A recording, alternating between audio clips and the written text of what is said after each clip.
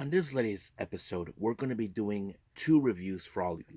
The first one is from Spark Joshi Puroresu of America with their latest event, Trailblaze, that took place back at Wrestlemania weekend. This one features, of course, three title matches and very special matches. Also, we had some other wrestlers from the Joshi world make a little surprise visit. We even going to move on, of course, with New Japan with their event in Taiwan, Wrestling World 2024. It features, of course, a number one contendership for the IWGP Junior Heavyweight title. We even got the IWGP Tag Team titles on the line as well. Bishamon defend their belts against the members of Just Five Guys. And then, of course, we have the one-day tournament to crown brand new Never Openweight six-man tag team champions. But who will walk out as the winners? Well, we just gotta wait and see what happens after that. Then we cap it up with some news updates to give you guys updates what's been going on in the world of pro wrestling, such as what events the promotions are throwing out, who's booked, what matches are set, including some interesting developments that's happening in the world of pro wrestling that needs to be addressed upon. And of course, we have a little special segment. Now, those who do know, here in DWZ, we like to talk about brand new promotions you may not have heard of. This one I did not have heard of because it turns out this one is run by none other than Alpha Female. As I said before, the same Alpha Female who was in fact the second ever World of Stardom champion, defeating Nana Takahashi. So she does have her own promotion, but not based here in the States, but in Germany. So, let's get ready for another episode of the Deleted Wrestle Zone.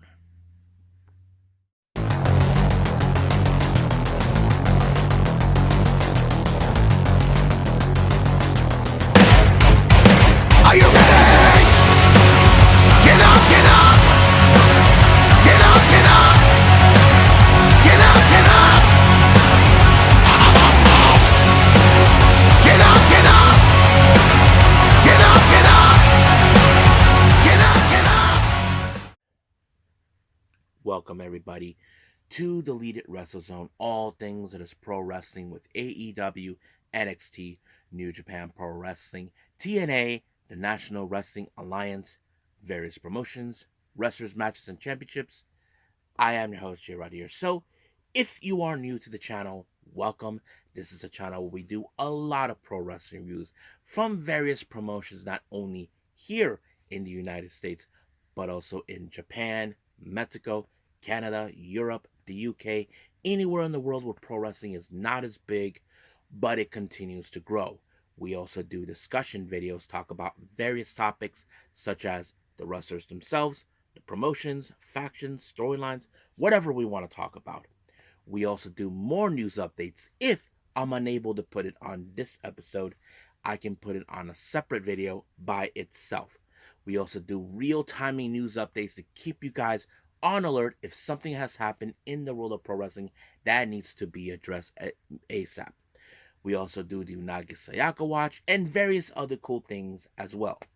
So if you like what you see, please subscribe to us. So click on that subscribe button. You'll be getting a lot of daily reviews and other cool stuff on this channel as well.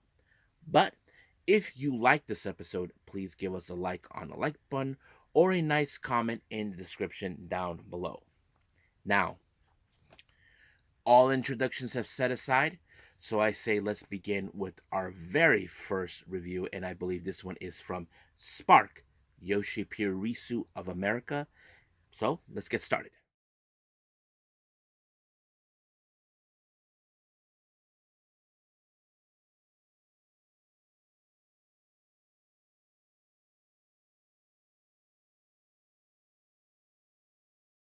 Okay, Spark. Now, those who are not familiarized with this promotion, let me explain to you guys. This is a promotion based here in the US by a female promoter named Chibi. Chibi is a big fan of the Joshi wrestling scene. She brought in Joshi wrestlers from Japan, such as Miyu Yamashita, Maya Yuhiki, and all this. Now, recently, they've been opening up a training dojo for female wrestlers in Orlando, where I'm going to presume is Chibi's from. And of course, the head trainer is none other than veteran Sumi Sakai.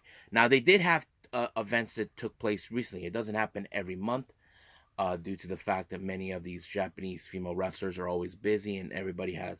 So it happened maybe 2 or 3 months, every 2 or 3 months. They do have three belts. There is the Spark Yoshi Atlantic belt, which is of course in the East Coast, and then there's the Spark Yoshi Pacific, which is here in since I live in California, you probably get it. And then there's of course the Spark Yoshi World Title, which is of course the top title. So, however, there have been instances with this promotion where wrestlers are booked in on the East and West. So basically, if they're wrestling in the West, they'll be booked in the East. So they'll be going back and forth on that. It's very interesting on that. But this latest show does not have that where it's the East or West because it took place um, in Jersey, during WrestleMania week, and this one is of course the during WrestleMania called Trailblaze. This one features talent coming all the way from Stardom, and we'll get to all of that. Now, our first match, we have a bit of a three-way. We have Jocelyn Navarro versus Alejandra Quintanilla versus Ava Everett. Now, people don't like Ava Everett because she is part of a faction that was formed in Spark with Sumi Sakai called Extinguish. So basically, they're trying to get the strongest wrestlers to join, and Ava Everett is amongst them. So that kind of sets it up. Now, of course, in three-way matches, things are very unpredictable. But however, um, Jocelyn Navarro had this match won, but Ava Everett took advantage of it and removed her while she pinned Alejandra, and that's how she picked up the win. So she picked her spot carefully, and it worked. So she walked away with the dub. Now, our next match, we have tag team action. We have Brittany Blake and Lainey Luck taking on Masha Slamovich, Rina Yamashita. Now, these two ladies, as you know, Yamashita and Slamovich, this is not their first rodeo as a tag team. Now, they have fought each other before and they have worked as competitors, but when it comes to teaming together, they are a different ballgame. So you would think that the advantage would go with Slamovich and Yamashita since they both have been having a very good chemistry as tag team. And that kind of played it out. But it was, of course, Yamashita who picked up the win when she pinned Lainey Luck. Uno, dos, tres, adios. Just like that. Now, our next match, we do have another three-way match. We have Danny Mo, who is also a member of Extinguished. She faces against the Queen of the High Speeds, Azumi. That's right, the same Azumi from Stardom. And of course, legend and veteran Kyoko Inoue, who also is the owner's promoter of World Women Pro Wrestling, Diana. Surprised to see them. Now, there was a moment in this match where you did see Azumi and Kyoko did try to play the 2-on-1 advantage because it's more like the Japanese thing. Like, hey, let's stick together. But one thing that was really interesting, Azumi, we know she's a strong wrestler. She even tried to pick up Kyoko Inoue. Kyoko Inoue is a big woman, like not the size as Aja Kong, but she was put up a little bit of the effort, but it didn't do any luck. However, it was Danny Mo who ended up on the wrong side of the Azumi Sushi, allowing for uh, Azumi to pick up the W. So she walked away with the win. Now, this next match is a very special match. Two wrestlers were chosen to become part of a tryout, and they picked their partners. First, we have Maya World. She teams up with none other than the submission sniper. We're talking about Konami. And then we have Jada Stone. She teams up with the icon of Stardom, Mayu Iwatani. So it's interesting to see two wrestlers, Konami, who we have seen with Stardom before, be part of this. And I thought it was a pretty good match. I mean, anything could go is possible. But however, it was Mayu Iwatani who picked up the win when she applied the moonsault on Maya World. And just like that, it was over. Now, Our next match, we have Janai Kai. She teams up with Mina Shirakawa. They take on Tam Nakano and Aja Kong. Now, a lot of things about this match was pretty interesting. Now, Mina Shirakawa and Tam Nakano, there's no secret about their history being part of Cosmic Angels, until Mina left. But however, there is one interesting thing. According to what Alyssa Milano, who in fact the commentator said, Mina has been training hard because she wants to meet up with Aja Kong. This is not their first time they ever tangled. There was a moment where, of course, Aja Kong was close in taking her out, but Mina dodged it and got away with it. But I don't know much about that match. This happened during a Tokyo Yoshi Pro Wrestling match a few years back, prior before Mina ended up in Stardom. But you would think this is going to be an interesting dynamic between these two makeshift teams. However, I did like how they Tam Nakano did the little cuteness thing, and of course, Aja got conning into the whole thing. But I asked myself, will Aja Kong do the one thing we all expected to see? Oh yeah, she did the spinning back fist onto Janai Kai, and just like that, the match was over. So we'll see what happens from here on out. Now, our next match, we have the Spark Yoshi Pacific Championship. Viva Van, who in fact represents Extinguish, faces against Ram Kaicho. Now, you would think, in the way, Extinguish has recently been trying to get all these titles. They just recently have the world title, but I'll explain that later. However, Ram Kaicho, she's a bit more of a tricky little devil. She was able to pick up the win when she applied a splash onto her. So she retained the belt. Bad luck for Extinguish. However, Ram Kaicho put out a promo telling everybody she'll be back. So I'm sure we're all expecting that. Now, excuse me.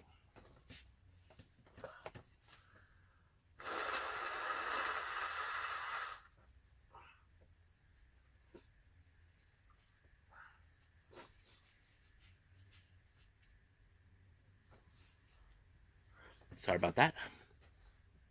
Now, our next title match, we have the Spark Yoshi World Championship. Suma Sakai, the leader of Extinguish, takes on another member of Extinguish, but she declares herself as the world champion, Billy Starks. Now, Billy Starks decided, since she got the world title, that makes her as the leader. But however, Sumi Sakai will not take that kindly, since she was the one who brought her into the group.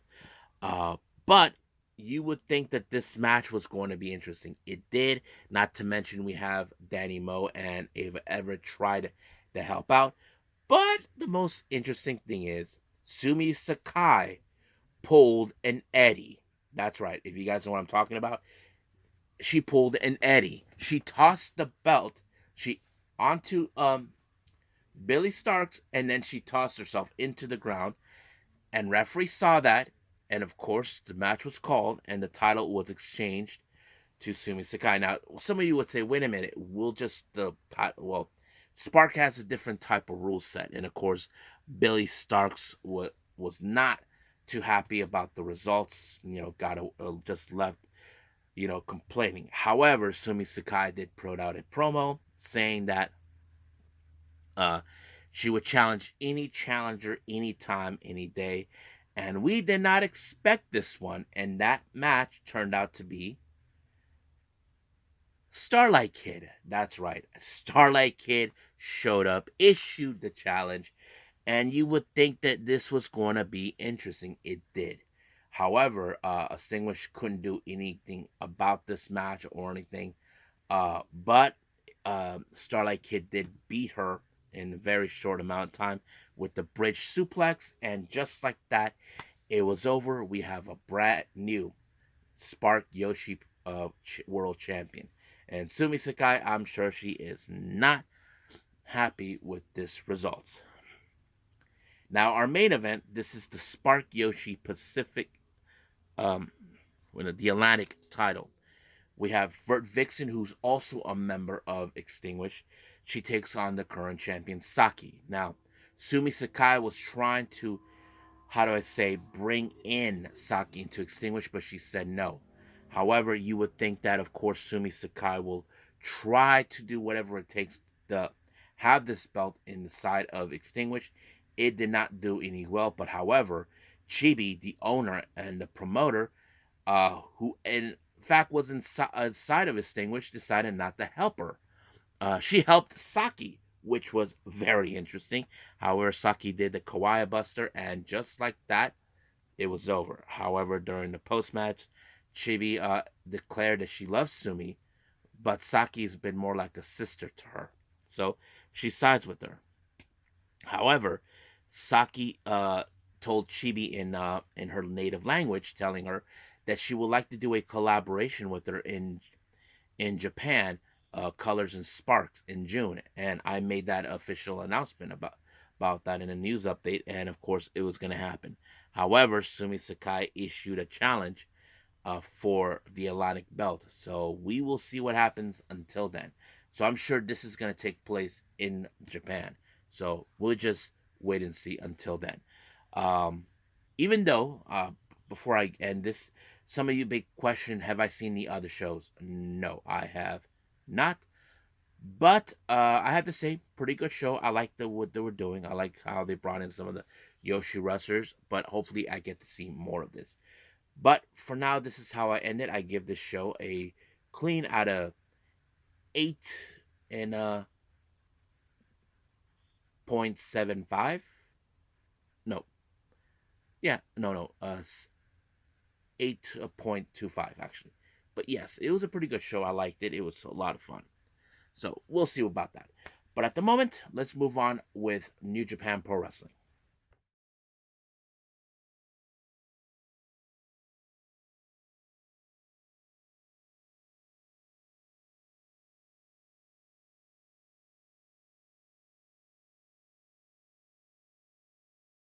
Okay, New Japan Pro Wrestling Wrestling World 2024. This took place on the 14th of June. I mean, of April, my bad. April 14th. Now, this was in Taiwan, more specifically in the city of Taipei. The venue is the ZEP New Taipei, which is more like not a stadium or arena, but basically you have the audience right in front of you. That's pretty much it.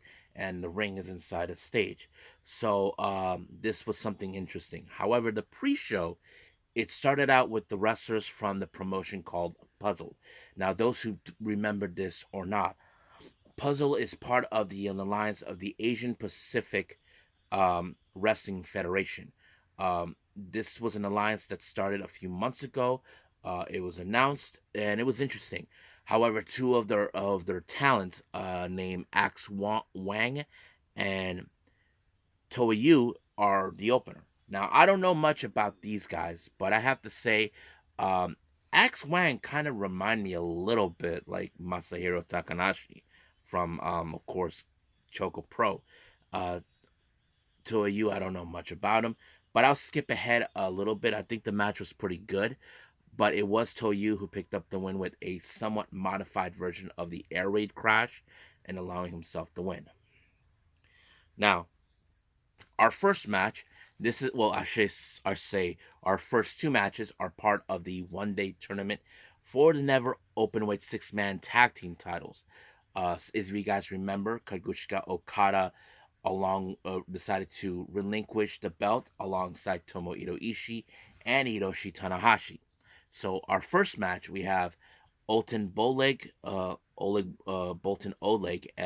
Yano, and Hiroshi Tanahashi. They take on the members of the United Empire, consistent of Callum Newman, Francesco Akira, and Grado Khan. Now, you would think that in some way, because ever since United Empire has lost their leader, that they're trying to find a way to bounce back. Well, it kind of could have done it, but however, Yano was the one who made sure that did not happen because Yano, he likes to use his usual tricks. He pinned Newman with the schoolboy, and just like that, they advance into the finals. Now, the finals will take place as our main event. Now, our next match involving this tournament, we have those pieces of garbage House of Torture, consistent of Yoshinobu Kanemaru, Sho, and Evil. But I want to make this record: the other idiots were not there. I'm talking about Tanahashi and Dick Togo. While in Ren Narita, we all know where he was. He was in of course in Chicago, so there was no way he could make it in time for Taiwan. So their opponents are none other than Lij's Bushi, Yoda Suji, and Shingo. Now, House of Torture, I'm sure they haven't forgot the humiliation they suffered in the hands of certain individuals within Lij. Yoda Suji defeated Evil in order to win the finals, and of course, what's his name?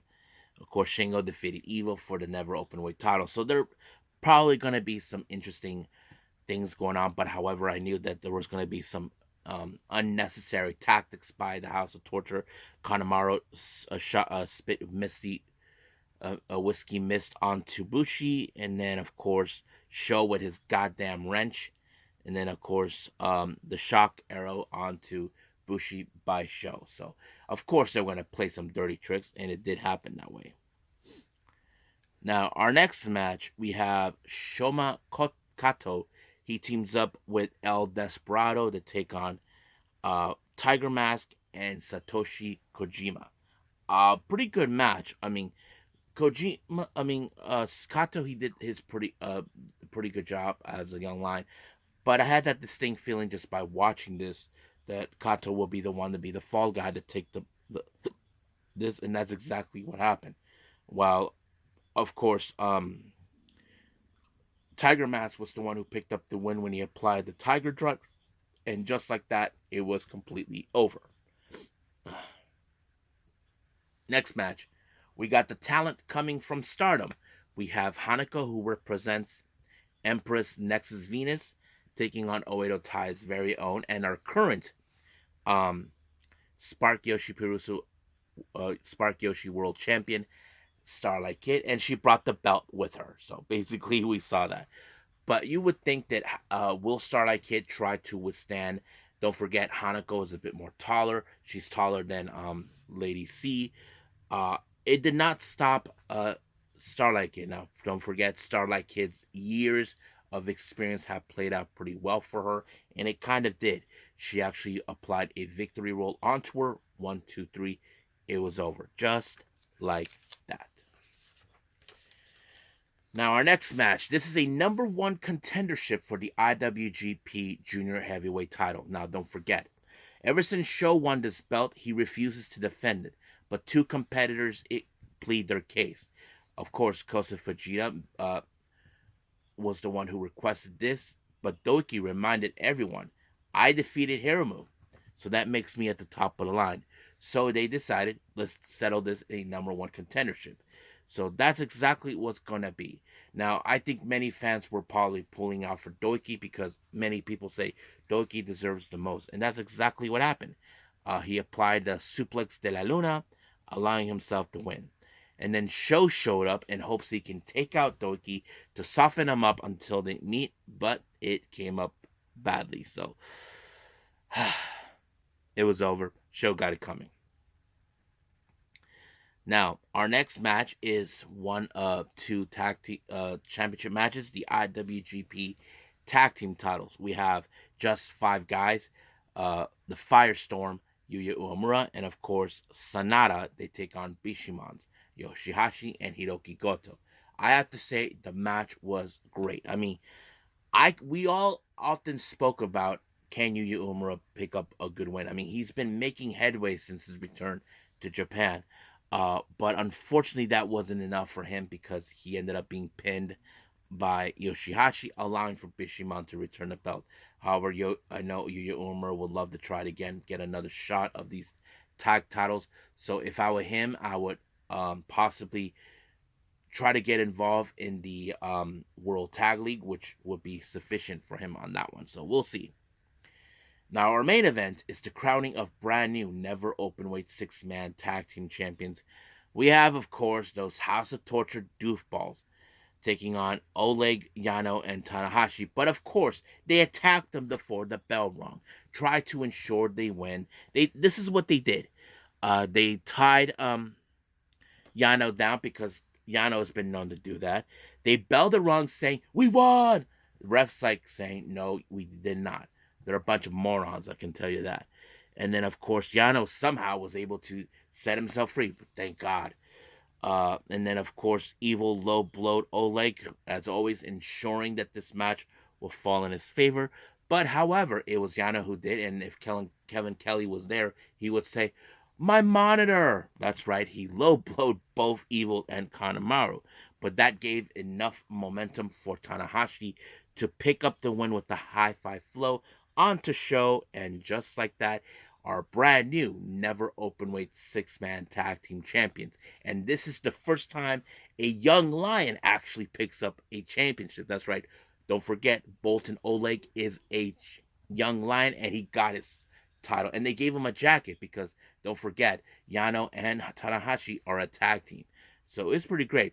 But during the post-match comment of Evil pretending to be the good guy, saying, "It's unfair. I am the president of New Japan." I'm like, oh, God, these guys are really that stupid. Saying it was unfair. I mean, come on, guys.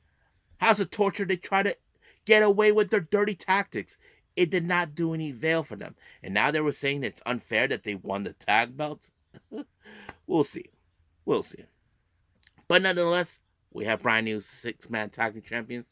But we'll just leave things as that. But as of right now, I say we're done with all the reviews. Let's move on with some news updates.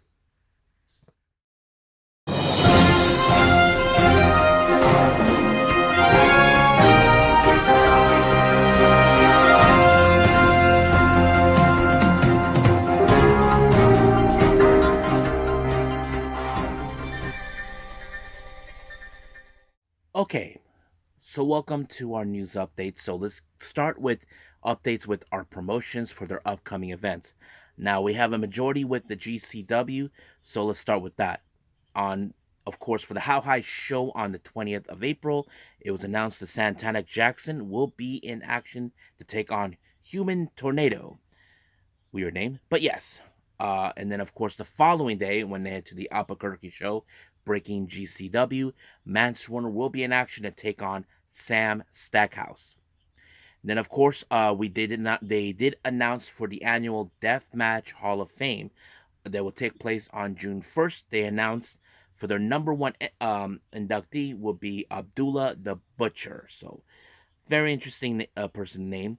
And then, of course, they announced that they will be returning to Asbury Park on August 4th. Now, no name has been announced for the official of the show or who will participate, but we will probably know soon enough as we get closer and closer. And then finally, for MLW, for their Azteca Lucha taking place next month on May 11th, they announced two names that will participate. We have Guerrero Maya Jr. and Ultimo Guerrero. So that's going to be a lot of fun. Now for some interesting developments that's been arising. This one was told by none other than Nikki Garcia, better known as Nikki Bella. She and her sister on their show talk about, of course, Nikki talked how she was close in calling Tony Khan. Of course, you probably ask yourselves, why would she want to do that? Well, she was moved by that promo that Mercedes Monet did when she first appeared. Now, you probably say if she was close to call Tony Khan, what hold her back? Well, there was the issue.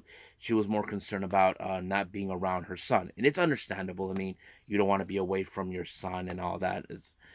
Hopefully she'll think things through wise enough to think what she wants to do next.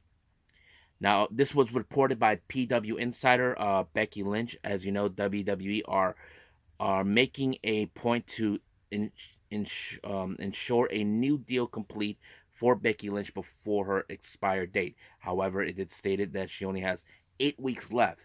So the honest question is, will she take the new deal or will she be leaving? Who knows? We just gotta wait and see until that day happens. Now, as you know, I mentioned this before, the Rossy Ogawa's new promotion, Marigold, she reported this to Kairi Sane about the new promotion, and of course, Kairi said that everybody in WWE are on his side. But she did stated that, of course, Rossy said that he set out an invitation to both Io Sky and Kairi Sane to appear in a big match for the summer. So that will be interesting. I know many people are saying, is there any chances of course, a working relationship between WWE and Mighty Gold. I don't know. That is something we don't know. Only Rossy Ogawa can tell us exactly. He said he's not sure about the whole thing, but we'll see.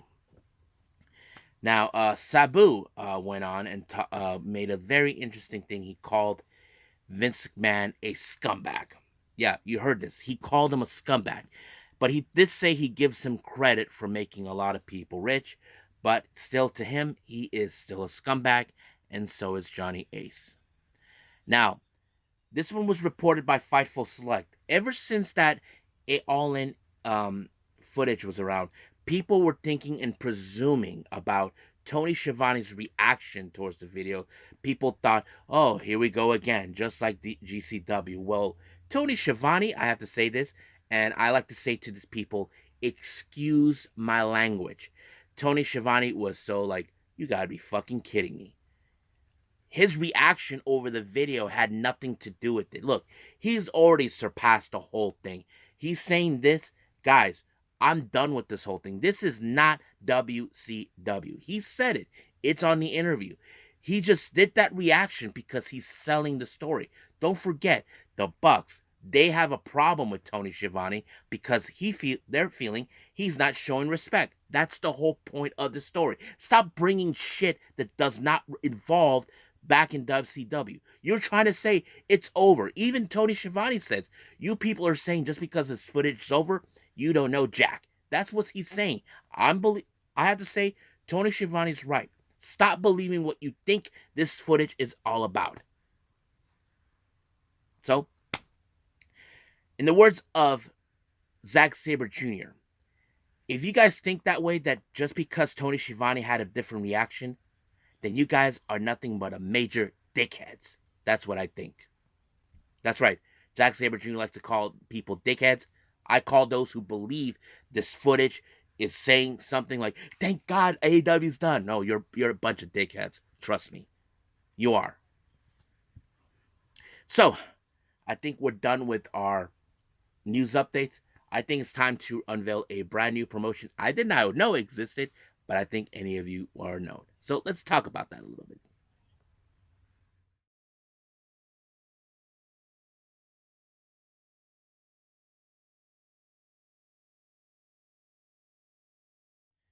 Those who know this or not, I have a tendency to unveil brand new promotion that I did not know existed, but it's good. And this promotion is called Serious Sport Entertainment, and it's run by none other than Alpha Female. Her real name is Jazzy Gabbert. If you guys know who Alpha Female is the second ever World of Stardom champion. She defeated Nana Takahashi. She did her return to Stardom about a year or two ago during a showcase event. She even mentioned that Bozilla, who is one of her talents, that in fact will be participating in the Mighty Gold Tour starting next month. She is part of it, and she is the women's champion. But yes, not a whole lot of information I know about it, but all I do know is that this promotion is based out of Germany. So it's great to hear this. Now, this is why I like doing this. I do not know how many promotions are out there and what are the significance, but I do know wrestling in Germany does exist. The only promotion I've ever followed is WXW. So that's about it. But it's great to hear that there's another promotion in Germany. I don't know how many promotions exist in Germany. That's the thing I don't know. But it's great. That's why I love doing this channel for you guys, because that way you guys can keep an open mind and be thankful there's a lot of good promotions out there in the world. So I think that's pretty much it for now. So at this moment, I believe it's time to call it a day. Well, I hope every one of you enjoyed this episode. Now, before I proceed into what's the next episode it's going to be, I like to confess something to everybody. Now, some of you may ask yourself, J-Rod, you just did 2 reviews on this particular episode. Yes, I did. Initially, I was planning to do 3. But however, that kind of changed up the whole thing because of the launch of Mighty Gold by Rossy Ogawa. That kind of took a lot of my time. After the initial news update on that, I woke up the following day, and of course, more information come around. I mean, They made an appearance in Noah. More information is arising about Noah, and then of course the situation with Mighty Gold, and of course the situation with Atlas Girls. That whole thing, the second update on that, the follow up, took a lot of my time from that, and it kind of prevented me to unable to do a third review. But I hope all of you understand that, because I feel like you guys need to know more what's going on with Mighty Gold, what their objective are, what can we expect from them. That feels more important than I try to do a third review. So I hope you guys understand, and I hope you guys appreciate uh, what I do here in this on this channel. But as for our next episode, we do have NXT, and I am considering doing the, of course, the much recent shows in Japan, like of course the recent Pro Wrestling No events and All Japan. I yet to finish the entirety of the collective from that took place during WrestleMania week. I hope I can get that done, hopefully by the end of the weekend, but we'll see. But as of right now, I will see you guys on the next DWZ time, same DWZ channel. I must bid all of you adieu. So goodbye. Mwah. And have a nice day. Bang.